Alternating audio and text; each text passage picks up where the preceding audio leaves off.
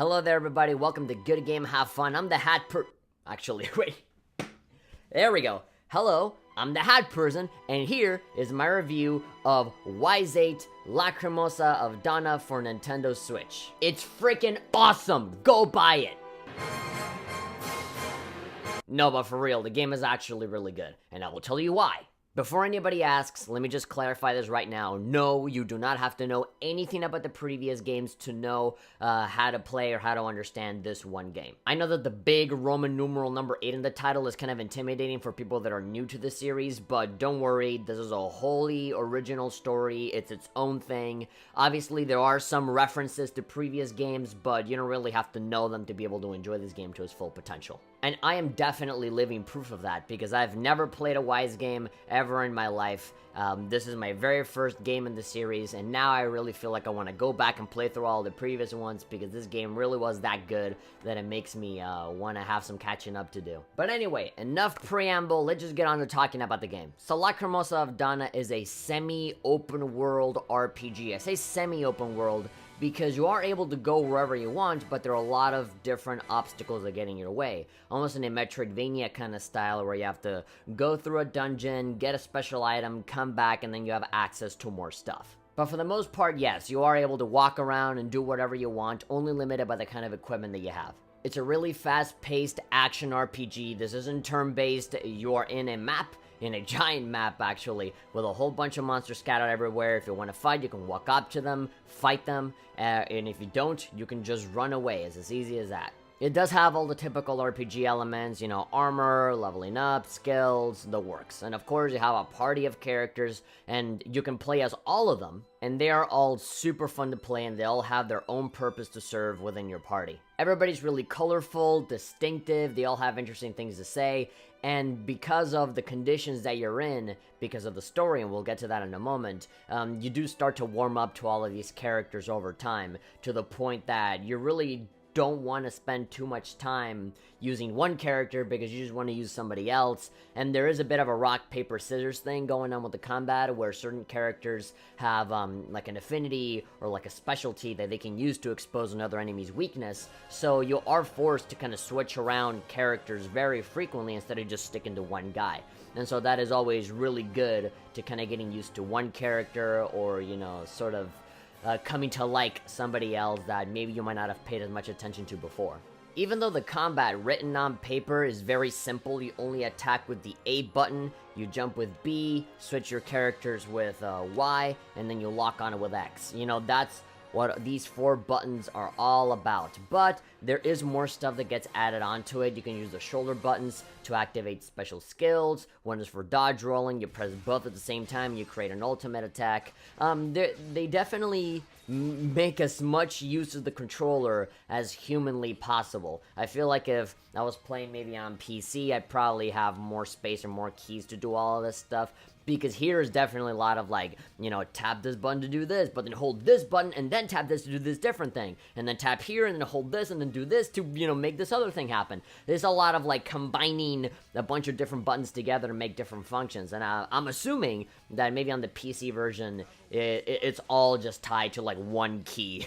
So, but it is comfortable. I'm not saying that it's, like, overly complicated or something. As you play the game, it does get more comfortable. It just becomes second nature by the time you're, like, on your 30th hour of the game. But yeah, that's what I'm saying. There's only one attack button for the whole thing, but they really do play around with the controller a lot, so you can do so much more than that. And you level up so frequently in the game that you're always learning brand new abilities for all of your characters to play around with. The combat is never boring. Even though there's only one button for attacking, you do a lot of dodging that gives you like a slow motion thing, sort of like Bayonetta. You also have guarding that also benefits you in a similar way.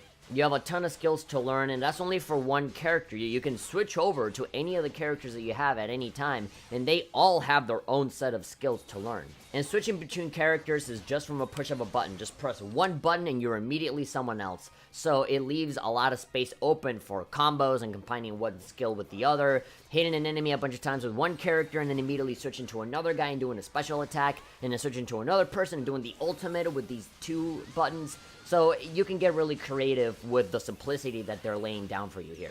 And even within the simple combat, there's a lot of stuff within its periphery that you can do with it. There are raids where you have to defend yourself against monsters, and then the other way around, you can hunt down monsters and go to their territory and beat them at their own game. There are also going to be a bunch of missions where you have to defeat a very specific kind of enemy. Some enemies are going to seem completely unbeatable at one point, but then some stuff will happen in the story where then they are beatable, and then there's like a whole breadth of brand new enemies that you can take on. Which is great, because pretty much all of the designs of the enemies are very memorable, very creative. I love how all of these look. They're all very distinctive and cool, and they all have different things that sort of set them apart. And because this is a semi-open world environment, you're not going to come across a very linear fashion of enemies. It's not going to be like, okay, you're at the beginning of the game, so you're only going to find weaker enemies. No, like, if you go totally off the beaten path, you're going to find some enemies, like some big-ass dinosaurs that are like level 57, and you're barely like level 10. And you're gonna have to run away because you're not gonna be able to win. It's small things like that that really make the island feel alive, and that it has a lot of history. It feels like, as they say in the story, is this a, deserted island with no people on it, where animals just live and nature just kind of flourishes on its own over there, that has a lot of mystery behind it. It really does feel like it, simply based on the enemies and the environments and how free and open the whole thing is. And that's just during the day. There are some missions that allow you to explore certain dungeons during the nighttime, and that creates a totally different situation for you. And another thing that makes it feel so lived in and realistic and cool being in this island is that there's no money. Like, one of the things that really, like, baffled me about this game is that there's no money, no coins, no gold, no, gil or zenny or any like that. You just kill enemies, you take their materials, and you trade those materials for other things. And I thought I was gonna have a struggle with this. I thought I was gonna have a hard time, being like, okay, my comfort zone is like, just getting money and spending it on something. I'm gonna struggle finding materials. No, it's really fun having to go out into the world, find an enemy that drops the thing that you want, and then you can use it to buy something that you need. Usually when I play RPGs or open world stuff like Skyrim or whatever, I always end up finding a lot of drops and materials and stuff that I never use ever. But this game makes me use everything that I find in a really awesome way, in a way that is always useful to everything that I'm doing, so that I can protect my little village, or trade to get medicine, or so that I can, buy a super rare item with all of my super common items that I always find outside. Like, they just find a really nice way to make everything that you get in the game be useful. Which raises a really good point. Like, yeah, why do you need money? You're in an island. There's no society here. There's no rules. Like, what are you gonna need money for? For nothing. You just trade stuff. It just makes sense. And so that sort of segues to something that I want to talk about, which is the characters and the story. I love the characters so much. They're all very cool and heartwarming and memorable. They point out in the game that, oh, we're all like one big happy family, and usually that comes off as very empty and a little, kind of a little forced, but in this game specifically, I really feel that. It really came to the point that whenever I went to the bulletin board to find missions for me to do, they're all optional, you don't have to do them, but I find myself liking all of the characters so much that I feel forced, like, I have to do this. And the missions have a time limit. They expire after a certain amount of time. So I'm like, oh my god, I gotta do this and I gotta do that. Oh man, there's no time. I don't want the characters to not like me. And they're always gonna like you. But like, I want them to like me even more because I like them a lot. And so I always went out of my way to do every single little mission before moving on to the main story. Most of my hours are me just wandering around the world, getting materials, doing side missions, discovering new landmarks.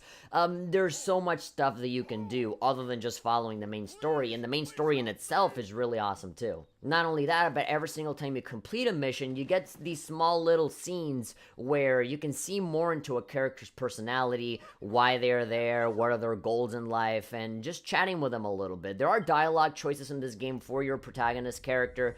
They don't affect the story in any way, and they're just small, fun little bits of flavor text that you can get into. Part of me wishes that it did affect the story, but another part wishes for me that it didn't, because I just like the way that everything is set up right now, and the story and all these things don't really lend themselves for you to like really change everything based on a decision. I feel like the story is fine just the way that it is, and just having different options for flavor text and just give your little protagonist character a little bit more of a spice to it. I think it's a fun little touch. I don't feel like every single dialogue option has to like affect everything. I feel like that would be a little bit forced. So in this situation, I think it's fine. Okay, so I keep talking about all of these characters and this island that we're at, but like, what's the story? What's the setup? Like, what is actually going on in this game?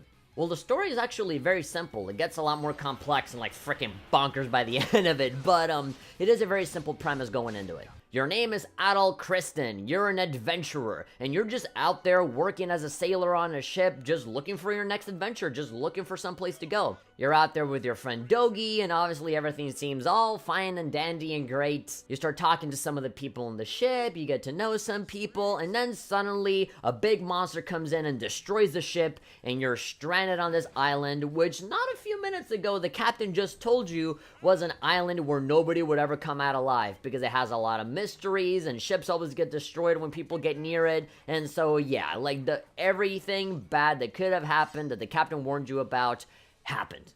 And so now that you're stranded in this island, you have a bunch of very simple goals. One is to rescue everybody that was on the ship, and the second one is to find a way out of the island. It sounds simple in concept, but it eventually starts to become more complicated when you start to find dinosaurs and ancient civilizations and ghost ships and a whole bunch of other stuff that gets in the way of you trying to get off of this place. And one of the things that I find really awesome about this game is the very palpable visual sense of progression that you go through the whole thing. When you're stranded on the island, that's it. Like, you're alone. There's nobody with you. You gotta wander around and just keep finding and rescuing people that were on the ship with you, and you eventually start to build a little village. And at the beginning, the village is just like a fireplace in an empty space, and that's it. But on like your 35th hour of the game, you have like 25 people with you. Everybody has a job. There's like, you know, little establishments, and we start to build like a little tiny ecosystem for ourselves, and we all know each other, and it's all great, and it's super heartwarming. Like, it's very difficult for me to really explain how nice and awesome it feels, because you have to experience it for yourself. You have to see everything kind of slowly come together. And it's not like, oh, you know, let's make a village and now it immediately exists. No, like, one guy, and then you discover someone else, is like, okay, I guess we're chilling here then. And then you rescue someone else, and like, oh, I know how to fish. All right, then, you're the food guy. Oh, hi, kid, you like to farm? Okay, well, you're the farmer, and you're the doctor, and you're doing this. And then very slowly, you're building yourself up to create this awesome village that has a name and everything, and everybody has their job, and they all like each other. It's really, really great to see it go from nothing to something. A part of me didn't want to leave the island.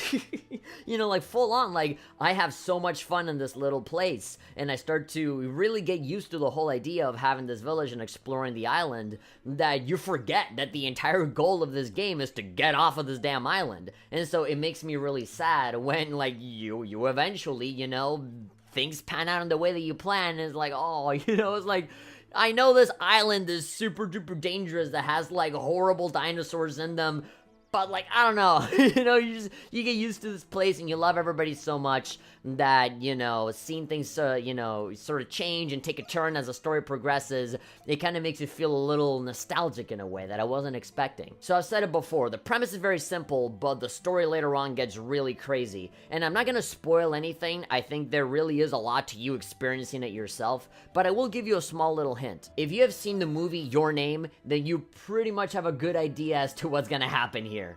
Like, from the halfway point onward. Okay, so we talked about the gameplay, that's fun as hell. I talked about the story, that's super interesting, I love it a lot, and it really contributes to the fact that I've never played a WISE game before, and I didn't really know what to expect going into this. I just got the review code, downloaded it, and played it. I didn't really want to, like, make up assumptions or anything by, like, reading up on it. I really gave myself the freshest, most blind experience ever, and I love that. I think there was a lot of value in me just going into this game blind instead of knowing everything about it ahead of time. I feel like that really contributed to my enjoyment of the game, and it really is a testament and a compliment to the story being like the 8th game in a franchise. For it, you know, for a guy like me to like go into it not knowing anything and still be able to like understand it and get into it and have a lot of fun. I think I am like the best example of you don't have to play any of the other games to understand this. You can just get into it and have a lot of fun. But now let's move on to other stuff. There's music and sound. So this is a Falcom game, and so if you have played other games like The Legend of Heroes, Trails of Cold Steel, that also has a very similar situation. It's a series of games. They used to be 2D, and for the first time with Cold Steel, they made their jump to 3D, and they kind of translate all of their typical gameplay mechanics into a 3D environment. Then you pretty much know what's going to happen here with VIII, because it's very similar. It's a series that used to be 2D for the longest time, and now for the first time, they're making their change to 3D, and all of their typical gameplay stuff is being translated into this brand new dimension, and it works very, very well. And speaking of VIII, another game similar to that is Dragon Quest VIII, which is another game that was 2D for the longest time, and now they, with Dragon Quest VIII, they made their very first jump to 3D with all of their typical mechanics, and it works really well. I don't know what it is about all these 2D RPGs that make the jump to 3D that end up being so damn good. That's already 3 of them. But anyway, I'm on a tangent. The sound, music, voice acting, how is it? Pretty good. So the reason for why I referenced Cold Steel is that if you recognize the soundtrack from those games, then it's gonna sound awfully similar, almost identical here in VIII. Which isn't a bad thing. I think the soundtrack is really good. It does sound very derivative, but it is really good. Especially all of the action music. Don't think that it's going to be a lot of orchestrated stuff that's going to be really calm. No, this is like full-on hard rock. When you're like just exploring the island, you get super pumped up because you always have this very energetic rock tracks. There definitely are some sentimental, softer songs whenever the need arises, whenever it is necessary to have that. But for the most part, it is super action-packed, and I love it. Every single song is something that I just end up humming to myself after a certain point because it's really catchy, and they really suit the situation that they're placed in every time. But yeah, the only criticism that I can give is that it is a Falcom game, so if you've played any Legend of Heroes game, you know exactly how this game is going to sound like, music-wise. As a matter of fact, a lot of the sound effects for the menus and selecting stuff, it's almost identical, like exactly the same sound effects as a Cold Steel or a Cold Steel 2. So, not necessarily a criticism, I'm just saying that you know a Falcom game when you hear it. All of the sounds for the swords and the weapons, they all sound really strong and kind of like, I don't know, how do you call it, visceral. When you're hitting somebody, it really does feel like you're hitting somebody. The dodging with the bullet time stuff, it all sounds very satisfying. I really don't think the combat would be as satisfying as it is if it weren't for those sounds being really on point. And the last thing that I can mention is the voice acting. The voice acting is actually pretty solid. Correct me if I'm wrong, I can't remember if this is the case, but I think there's only an English dub for this game. I'm not sure if you can actually go for a Japanese option. Let me check real quick.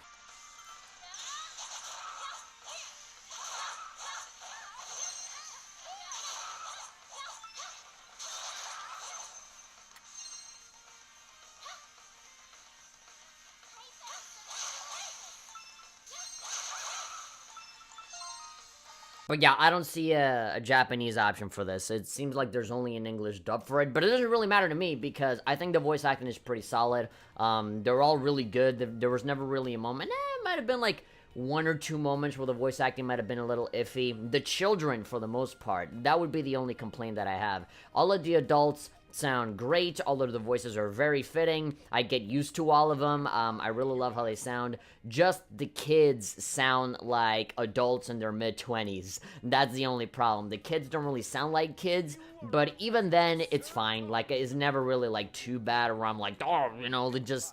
it does sound a little weird sometimes hearing, like, super adult voices out of children, but nothing too serious. Alright, so we've pretty much covered most of what the game has to offer. Now let's talk about what the Nintendo Switch version specifically has got going on. Now, when it comes to playing the game on tablet mode, it is a really fun experience. I was surprised at how much I ended up playing the game like this on my tablet on the go, just here in the house. My dock is like right there, right next to me. I can play it on my TV, but for some reason, I just found myself playing on the tablet a lot more frequently. Even if it is, just using the Pro Controller and putting the kickstand there, right there on my desk, just kind of laying, lazying about. I don't know, something about playing it on a tablet, I just found it really fun. Similar to how I like to play games on Vita, even though I can play them on my PlayStation TV, I like having it. I like moving it around and taking it places. And I feel like that is a big advantage that both the PS4 version and the PC version does not have, unless you have a really good internet connection. You can stream it, online through other means. But, when it comes to the Switch, I love this version because of the portability. You can just take it anywhere. Now, this is a really big RPG that takes up a pretty considerable amount of memory, and so I found that the battery life actually went down pretty fast. Either that, or I just lost myself in the game so much that before I knew it, I was running out of battery. But in any case, if battery life is an issue with you, then I do recommend that you pay attention whenever you're playing this game on tablet mode, because I feel like it doesn't last as long as opposed to playing other games. Which is understandable. It's like a big-ass fully 3D rendered thing. But, yeah, if that's a thing of concern for you, then do watch out. Now, with that said, just because I like playing it on tablet mode, that doesn't mean that the tablet mode is perfect. Now, I know that is not that easy to see from far away, but, whenever I look at the screen here, in tablet mode specifically, when you try to look at things from really far away, everything looks really jaggy, especially when you start, moving the camera around. You can definitely see the jags, especially in really crowded places, like when you're going in the village, when it gets full of a whole bunch of stuff and people walking around and you see them from a distance. Yeah, you can definitely see the little lines moving around with all the jags. And depending on the distance, things look kind of blurry. Depending on, how far away you are. Like, there's some things that look really blurry that you feel shouldn't be blurry. So, yeah, it is a little wonky in those cases. I feel, obviously, like, if you're playing on PS4 or PC, this is not even going to be a problem. That's going to run on full-on 60 FPS. I'm sure the rendering is going to be a little better. This runs at 30. I've never had a single problem. I know there are a lot of people out there that are very, picky about their frame rates. I'm not. I had a really good time with this, regardless. There are some times when, there's a big panning shot, or they show a lot of characters all at once. The frame rate does go down at times, but again, it's like a minimal problem. It really wasn't bad enough for me to, really see it as a big flaw. And it was confirmed by NIS America that we are going to be getting some updates so that the game runs better. There are also some text problems as well. I just received an email today, actually, about, some corrections that they're going to be making. There are a couple of spelling mistakes. Sometimes the text, leaves the window that it's at. There's a few little, hiccups here and there. It is confirmed that they are going to be correcting that. And on top of that, now that I'm talking about the text, I remember that there was a lot of controversy over the localization of this game in English. Apparently, the localization was really bad before, and so they had to completely overhaul and change everything. I personally did not notice any significant changes because the Nintendo Switch version already has that brand new localization installed at launch. You don't have to wait for a big update or anything like that. That big localization that they were talking about, that complete overhaul of it, is already included in this version. And on top of that, there's some DLC as well, where you can equip swimsuits and different kinds of costumes onto your characters. You don't have to download anything extra. A lot of these new costumes are already included at launch, so that's pretty cool. But yeah, as a little recap, the graphics do get a little jaggy when you look at things from very far away. Sometimes there are a couple of frame rate hiccups here and there when the screen gets a little too busy and too crazy. But I find that all of these technical issues are lessened by just putting it into the dock and playing it with a Pro Controller. By the way, I highly recommend a Pro Controller for this game. Playing with the Joy-Cons is just fine. It's really, it's not a problem. It was fairly comfortable for me, but it's a billion D times better with the Pro Controller. I definitely was having a much better time with this than with the Joy-Cons. So, the best way, the ideal way for you to play VIII is to put this on the dock, on your television, with a Pro Controller, and you're set. If there is one final thing that I can point out as a criticism, is something that I find that is being done with a lot of recent Switch games that I did not see implemented in this game at all, and that is HD Rumble. I was not expecting myself to love and miss HD Rumble, but I genuinely like it. Like, whenever I play a Nintendo Switch game like Mario or Zelda or even Fortnite, they have HD rumble where, like, you pick up items and there's destruction and you have these little very subtle rumblings, and they're comfortable. Like, they feel nice. I like having that feeling of the HD rumble. I feel like it does contribute to the feeling of the game, as opposed to a PlayStation 4 controller or even an Xbox controller that just feels like, it just feels like they're shaking the controller. It feels like a very empty, shallow kind of shake, you know? But here, with the Pro Controller, it feels different. It's very difficult for me to explain it, but I very much rather have HD Rumble here than how they do it on any other controller. And so I was kind of looking forward to, you know, when you attack or you receive damage or you receive like materials or something, like just have these little subtle feelings and shakes and vibrations of your controller, and there's none of it. There's literally zero rumble in this game, which I found super disappointing. Obviously, it's not a deal breaker, but when it comes to the Nintendo Switch version, I really am hoping for some sort of update that can give me the option for some rumble feature, because, man, I feel like I would have enjoyed it so much more if it did have it. I was hoping for it. You know, a lot of Nintendo Switch games do have HD rumble, and they feel nice with it. So, yeah, it is a bit of a shame that it is pretty much non-existent in this. As a matter of fact, let me go into the options, and just, you know, just in case that I'm wrong, I'm gonna go ahead and check to see if there's like a rumble feature in here. Nope, there's no HD rumble feature. Sad. But now that I'm looking at the options, one other thing that I want to mention is that you can actually customize your buttons in this game, which might be pivotal for some of you, because, as I said, there's a lot going on with these buttons. You know, every single button that you would assume would be for a certain purpose is not. Like, they completely, like, attack is a totally different button, like, dashing is, like, not what you would expect. There's definitely a lot of getting used to when it comes to the controls. Right now, for me, after playing it for so long, just going with the default controls is just fine by me. Like, I don't really have that big of a problem anymore. But I remember during, like, the first 5 hours of my game, I had to rebind everything to something that I could understand, because I was just having a really tough time with, like, okay, R plus this is this, and then L plus R, and then press this button, and like it can be a little confusing sometimes. There are a lot of shortcuts that you can take with the buttons instead of, you know, just pausing the game. So yeah, you know, you definitely are, it is going to take a little bit of getting used to with the controls, but after a little while it's going to become second nature, and especially so if you can just go into the menu and just customize all the buttons, which is something that I was definitely doing throughout my playthrough. I eventually changed to the default, but it definitely helped a lot in, you know, being able to change it around to whatever I wanted. But yeah, I think I've covered everything there is to know about this game. I love it. I honestly really, really love this game, and let me stress, I've never played a YS game before. This is my very first one, and I really want to go back and play through the other ones, because if they're just as good as this, then I'm definitely looking forward to them. Of course, with the Nintendo Switch version specifically, there are a few technical hiccups, nothing too bad, a little bit of frame rate issues here and there, obviously a few spelling mistakes, and they are already going to get patched anyway, so that's fine. Sometimes the graphics look a little jaggy from far away, but to me, all of that is minimal. That is very minor in comparison to the really awesome experience that you're going to have with really memorable, really cool characters. The music is great. The sound, though a little derivative, is still really good.